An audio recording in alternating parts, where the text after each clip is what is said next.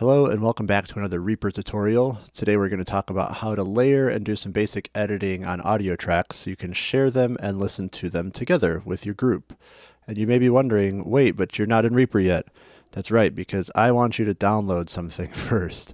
So these are the SWS/SNM extensions for Reaper, and they are a trusted source, but they will let you do some really cool things in Reaper that will save you a lot of time. And all you have to do is download whichever version fits with your computer, and then just download that and install it. It should be pretty simple. You just click install. It'll run through the process. You can just click through all of this stuff and it will go. And you're set. So that was very quick. It took less than a minute, and now you've got some really powerful functionality for Reaper. So now we're ready to open Reaper. So I am going to pull that open. And I first want to make sure that Reaper is set up to organize your files more efficiently. So we're going to go into Project Settings and Media, and our path to save media files. We're going to change that to audio files or something that you'll remember, but this is essentially where all of your files for a specific project are going to go. And I would save this as your default once you get that set up. Now, if you hit save on this file, either Control S, Command S on Mac, or just click Save Project. If you find a place for your new session, we'll call this the layering session. And make sure that the following things are selected: create subdirectory for project, and move all media into project directory, or copy all media depending on if you have files that you were using before you saved and you don't want them to move from the location they're currently in into this location. So you can make that choice. I usually do move all into project directory because I work a lot with recorded audio. Okay, so now that is all set. And our project directory is probably beautiful, but we're not going to look at that right now. So now we're going to drop in all the media items that we have for our project. And we can drop video directly into Reaper and it shouldn't cause any problems.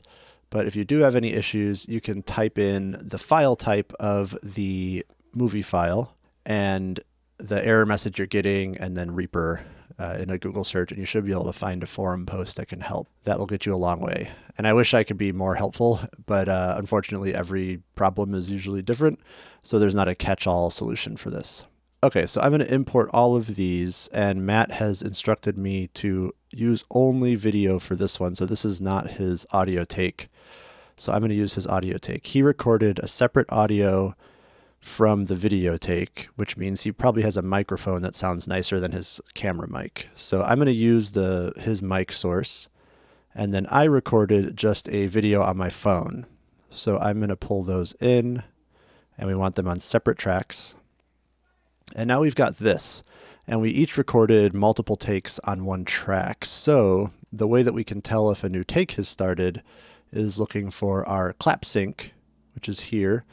And this is usually only useful for video if you are syncing video with an external audio source. But this is also helpful now because we can see where each take starts. So I know from my playing that my third take was the best one. I'm going to cut out the rest of the takes. So if we find our third take here, hit S, it'll split, and we can click on the previous material and hit delete. And similarly with Matt, he said that his second take was a better one, so I'm just going to trust him on that.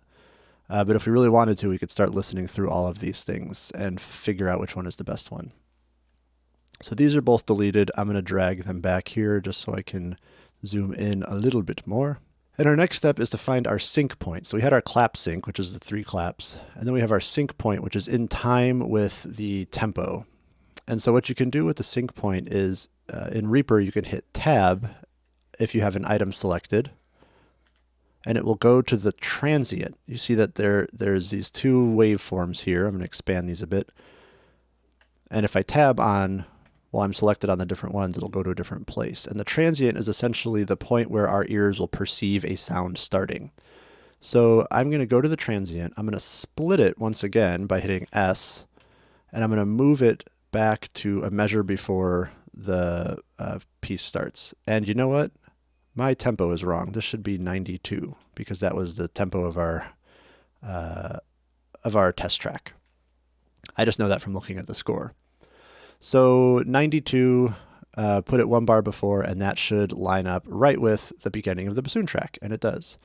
So same thing with Matt's. I'm just going to do this, and then we'll talk about it a little bit because Matt and I wanted to show what happens when things go awry and how you can fix some of the common problems we see.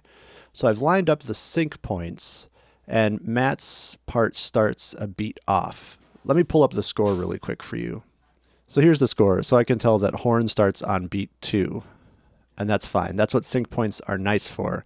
If I didn't know better, I would put this right here, and that is not right. I would move his first note to line up with my first note if we didn't have the sync point.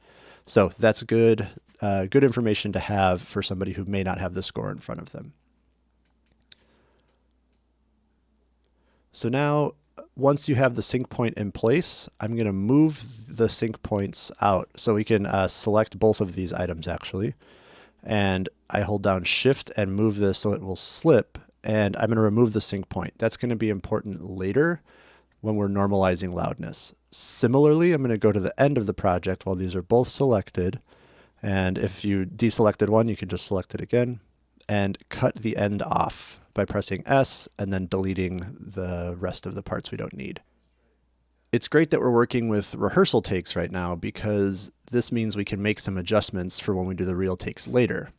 At this point, we can start to look at our levels and do some really basic analysis to figure out if we need to adjust microphone placement or maybe use a new microphone, things like that.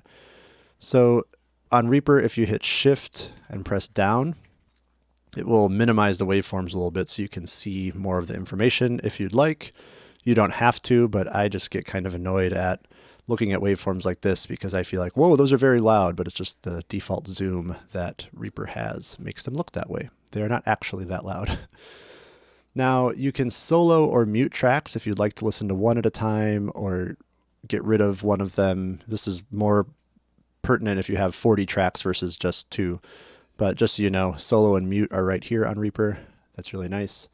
And so I want to listen through some of the audio and see if I hear anything funky. So I'm going to listen to the bassoon part first.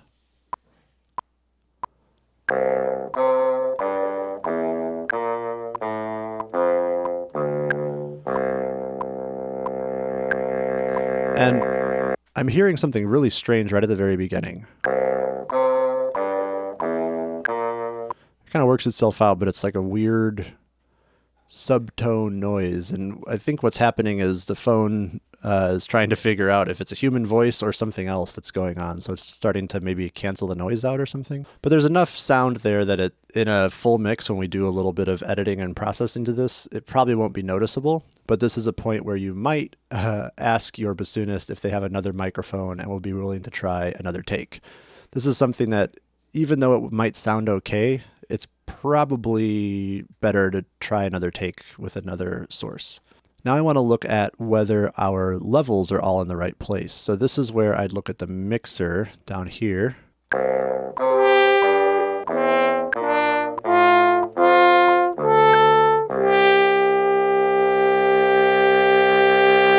And the click really isn't important once it gets going because it slows down. But so Matt's levels are a little high. We recorded this intentionally high, and mine are slightly low, but not too bad.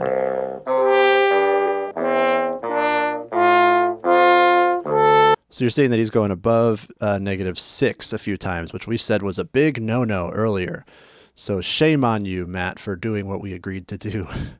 But his levels are a little bit high, so that's just something to note, and we can fix that later. But if it's something that's aggressively high, if it's in the red and there's alerts on this meter, I'm not going to show you what that sounds like because it would probably hurt your ears. But then we might want him to record it again because there's not so much we can do with sound that is distorted in that way. Next thing to check is whether the tempo is locked in or not. And what I'm noticing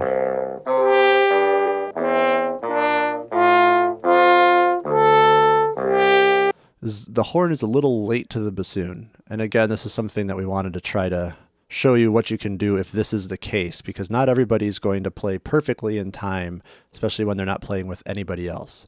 So in Reaper, it's really easy. You press Alt and drag back, and you can move this little clip around without messing up the front or the back. If you just click and move, it will move the whole item. But this lets you slip the item into place, and you can see where the waveforms are going to line up. So I'm looking, like, say right here, I'm looking to try to line up the beginning of Matt's little wave blob and the beginning of my little wave blob, and see if we can get those to fit together a little better. Let's listen to it now.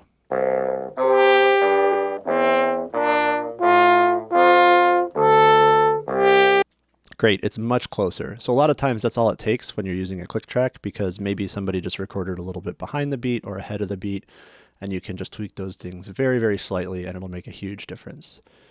Now, what about pitch? Because we can also look at things like pitch. Right now, this doesn't seem settled to me.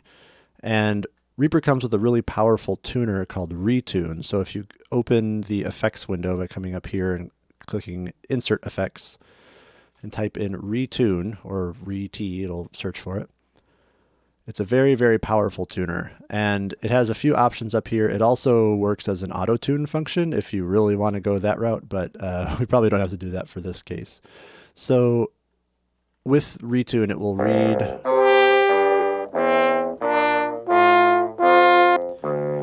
It will be tuning whatever track it is enabled on. So right now it's on the bassoon track.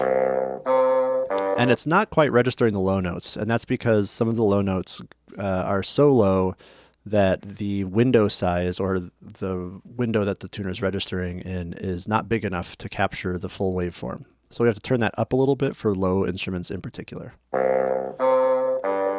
And now it's able to read those a little better. There's still some points where it's picking up harmonics, but it's mostly good, and that's more the result of the phone that I'm using. Now let's check Matt's as well. Click on the horn one.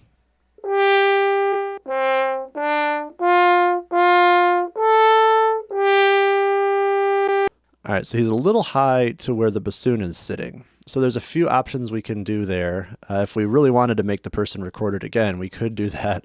But one thing to remember when you're doing these kind of recordings is you can play with a tuner on your stand. There's nothing wrong with that. So it makes it a little bit easier on your end. Also, after the fact, it's pretty easy if somebody's playing consistently high to just pull the pitch down, pressing Alt-Shift and then dragging down.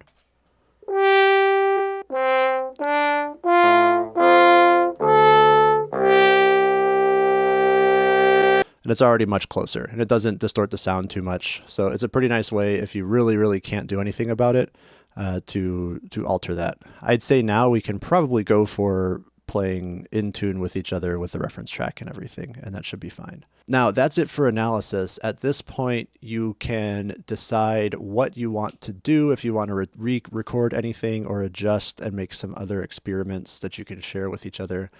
But the last thing I would do, now that you have everybody's waveforms here, is actually go in and we're going to normalize the loudness so we can hear what it sounds like when it's all evenly loud. And loudness is a mathematical thing that's hard to calculate. So this is where, if you didn't download the SWS extensions, shame on you, because this is something that you'll need in order to use this loudness function. You can still normalize without it, but that's slightly different than normalizing loudness. In this case, Matt's recording was a little bit loud and mine was a little bit quiet compared to where we wanted the ideal levels to be.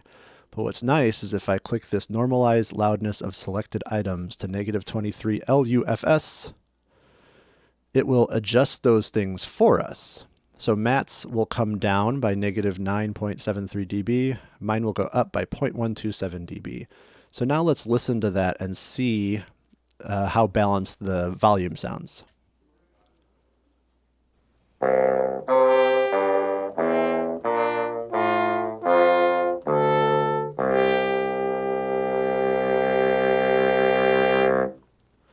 Cool. I still think the bassoon's a little bit higher than the horn now, so at that point you can start to balance with the faders over here. That's a little more advanced than we need to get for rehearsal takes. So if you just balance those using the normalization function, it should be pretty close and it'll be good to listen to and be able to hear all the parts together.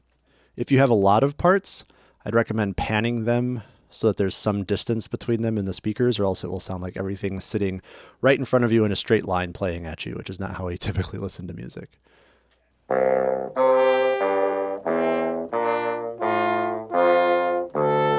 So that adds a little bit of width to the recording. I'm sure you'll want to share these with the rest of your group and be able to talk about them in real time and discuss them. So I wanted to share how to get Reaper's audio into a Zoom chat. So once you open a Zoom meeting, there's a share screen option down here. And if you share your screen, you should be able to select whatever your Reaper window is as your source for display. And down here, you can click Share Computer Sound. And if you select that and share with everybody, they should be able to hear what's coming through your speakers, which is really nice when you want to analyze waveforms as a group. That's it for this video. I hope this helped you reap the benefits of Reaper.